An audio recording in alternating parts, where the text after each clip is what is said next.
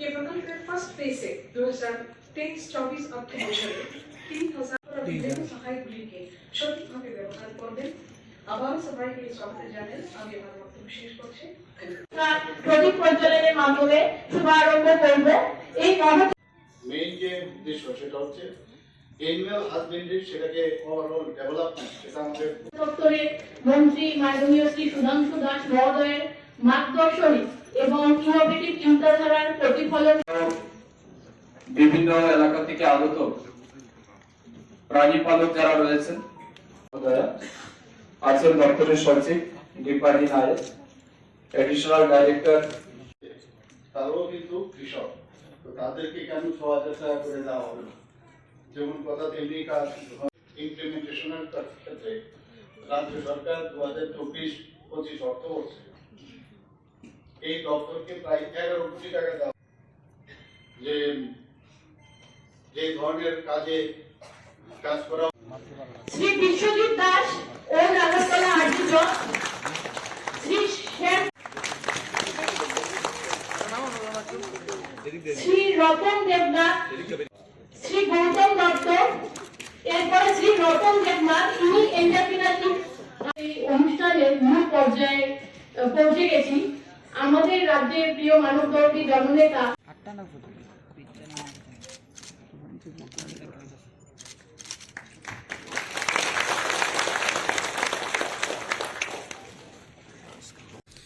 এখন পর্যন্ত এই যে প্রকল্প তার মধ্যে প্রায় 24,880 জন স্মল পোল্ট্রি ইউনিটস এবং 10,817 যে ডাকারি ইউনিটস সেটা ইমপ্লিমেন্টেশন করা হয়েছে। আজকের তারিখ পর্যন্ত প্রায় 3,006 জন ফার্মার এই অ্যাসিস্ট্যান্স পেয়েছে। এখানে আরেকটা আপনার উপাদান আছে, সেটা হচ্ছে কাল্ভ গ্রোথ অ্যান্ড মিল স্কিম। সেখানে যারা আর্টিফিশিয়াল প্রজননের মাধ্যমে যারা মানে জন্ম নেওয়ার 3 থেকে 12 মাসের বয়সী যারা, সেইখানে 5,400টি স্ত্রী বাছুর ও 600টি পুরুষ বাছুরকে এই প্রকল্পের আওতায় আনা হবে এবং এতে করে প্রায় 6,000 কৃষক এই প্রকল্পে বেনিফিশিয়ারি হিসাবে চিহ্নিত করা হবে। যারা আর্থিকভাবে দুর্বল সেই সব পরিবারের গবাদি পশু ও পাখির অস্বাভাবিক যদি কোনো কারণে মৃত্যু হয়, তাদের পরিবার পিছু একটু আগে মাননীয় মন্ত্রী বাহাদুর বলেছেন যে মানে যদি কোনো কারণে আগুন লাগে বা অন্যান্য কোনো কারণে যদি মারা যায় তাহলে তাদেরকে মানে 20,000 টাকা পর্যন্ত তাদের দেওয়া হবে। তাছাড়া এই যে আমাদের এই ডিপার্টমেন্ট অনেক ধরনের প্রকল্প এবং বহু কাজ ওনারা করেছেন এবং এতে করে কর্মসংস্থানও সৃষ্টি হচ্ছে এবং যে প্রাণীজাত খাদ্য সামগ্রীর উৎপাদনও কিন্তু বৃদ্ধি হচ্ছে। যদিও মানে স্কাই ইজ দ্য লিমিট, আরও বেশি করে আমাদের করতে হবে। এদিকে আরও যারা আকৃষ্ট হবে তাদের আমার মনে হয় আপনারাও যারা অলরেডি বেনিফিশিয়ারি যারা আছেন তারাও অন্যরাও যারা এই বিষয়ে আকৃষ্ট হচ্ছেন না তাদেরকে আপনারাও অ্যাপ্রোচ করবেন।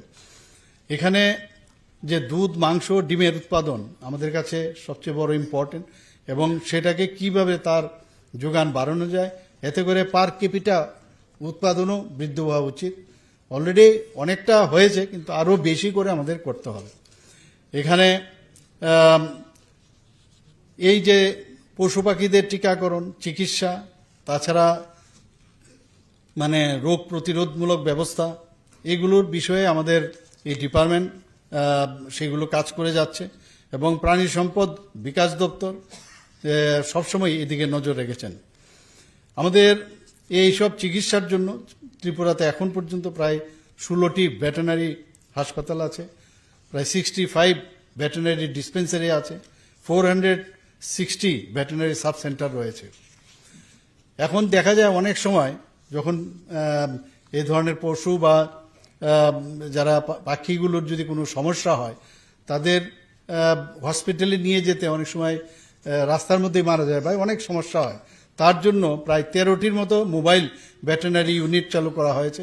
আমাকে মাননীয় মন্ত্রী বাহাদুর এবং দপ্তর থেকেও আমাকে বলা হয়েছিল, এতে করে কল সেন্টার থেকে যদি তাদের সাথে যোগাযোগ করা যায় ইমিডিয়েটলি এই যে 13টি মোবাইল ভেটেরিনারি ইউনিট চালু করা হয়েছে একদম দরজায় গোড়ায় পৌঁছে যাবে। এতে করে মৃত্যুর মুখ থেকে অধিকাংশ ক্ষেত্রে পশু পাখিগুলো মৃত্যুর হাত থেকে বাঁচতে পারে। তাছাড়া এই যে ডিপার্টমেন্ট, সেখানে দেখা গেছে এখন মডার্ন মলিকুলার ডায়াগনস্টিক ফেসিলিটিসেরও ব্যবস্থা সেই সব হসপিটালগুলোতে রাখা হয়েছে। তাতে করে যেসব জেনেটিক এবং লাইভলি স্টক ডিজিজগুলো আছে এবং মলিকুলার এবং এলিসা যে টেকনোলজি, সেগুলো ব্যবহার করেও ডিজিজকে আগের থেকে চিহ্নিত করা যায় এবং কীভাবে বাঁচানো যায় সেই কাজটা ওনারা করছেন। এর মধ্যে আমাদের দেখা গেছে যে এই ডিপার্টমেন্ট প্রায় 13,030টি পোলট্রির ইউনিট এবং 4,402টি ক্ষুদ্র আকারের হাঁস পালন কেন্দ্র এর মধ্যে খুলেছেন। তাছাড়া এই প্রকল্পে 2023-24 অর্থ বছরে মুখ্যমন্ত্রী প্রাণী পালক সম্মান নিধি গবাদি প্রাণী পালন উন্নয়ন কর্মসূচির অধীনে আর্থিক সহায়তা প্রকল্প চালু করা হয়েছে। আমাদের স্টেট গভর্নমেন্ট যাতে এই সাস্টেনেবল গ্রোথ থাকে তার জন্য প্রায় যে প্রোডাকশন লেভেল যেটা অলরেডি এস্টিমেট করা হয়েছে প্রায় 2,47,310 metric ton in the milk sector এবং 59,700 metric ton in the meat sector এবং 35.96 crore in the egg sector. আমি অত্যন্ত আনন্দিত এই কথাটা বলতে যে মুখ্যমন্ত্রী উন্নত গোধন প্রকল্প আপনারা জানেন আমাদের সরকার আসার পর থেকে সেটাও চলছে, যে আর্টিফিশিয়াল সেক্স সর্টেড সেমেন দিয়ে যাতে বেশি করে স্ত্রী বাছুর প্রোডাকশন করা যায় সেই দিশায় কাজ করছে। এখন পর্যন্ত প্রায় 2,56,030টি আর্টিফিশিয়াল ইনসেমিনেশন এখন পর্যন্ত দেওয়া হয়েছে। তাতে করে 54,852টি কাপস জন্ম নিয়েছে। এর মধ্যে 46,461 হচ্ছে ফিমেলস। এটা একটা বিশেষ আমাদের উদ্যোগ এবং এতে করে কিন্তু আমাদের দুধের দিক দিয়ে অনেক বেশি আমরা স্বাবলম্বী হব। এই গোকুল গ্রামস আন্ডার রাষ্ট্রীয় গোকুল মিশনে 10টা ভিলেজের মতো আইডেন্টিফাই করা হয়েছে। সেখানেও ইনসেমিনেশন প্রায় 80,000 ডোজ সেক্স সর্টেড সিমেন্ট সেখানে যে ক্যাটেল আছে 2024-25 সেই ব্যবস্থা করা হয়েছে। সব দিক দিয়ে বিচার করলে আমরা যা দেখছি এই ডিপার্টমেন্ট অনেক উন্নত ধরনের চিকিৎসা ব্যবস্থা এবং আর্থিকভাবে যদি কোনো সমস্যা হয় সমস্ত কৃষকদেরকে দেখে রাখা সাহায্য করা সেই ব্যবস্থা করা হয়েছে। এবং আমি আশা করি এতে করে আমাদের ত্রিপুরা রাজ্যের যে জিডিপি রেট আরও অনেক বেশি বাড়বে এবং আর্থিকভাবে সমস্ত গ্রামে বিশেষ করে আমাদের মা বোনেরা যারা আছেন, একটু আগে আমাদের মাননীয় মন্ত্রীও বলেছেন নতুন প্রকল্প উনি আনছেন মহিলাদেরকে নিয়ে। আমি আশা করি ত্রিপুরা রাজ্যের যে এক ত্রিপুরা শ্রেষ্ঠ ত্রিপুরা তৈরি করার জন্য আমরা যে চিন্তা ভাবনা করছি সেটা সম্ভব হবে। এবং আমি আবার বলবো এই ডিপার্টমেন্টের গুরুত্ব কিন্তু সাংঘাতিক অপরিসীম এবং তার যে বিভিন্ন ধরনের যে চিন্তা ভাবনা মাননীয় প্রধানমন্ত্রীজিও সেই পশুপালন কৃষকদের জন্য যেভাবে চিন্তা ভাবনা করছেন ত্রিপুরা সরকারও সেই দিকে কাজকর্ম করছে। এখানে উপস্থিত সমস্ত যারা কৃষকরা আছেন, মঞ্চেও যারা আছেন, আধিকারিকরা যারা আছেন, অফিসিয়াল সবাইকে আমি হার্দিক অভিনন্দন জানিয়ে আমার বক্তব্য শেষ করছি। নমস্কার।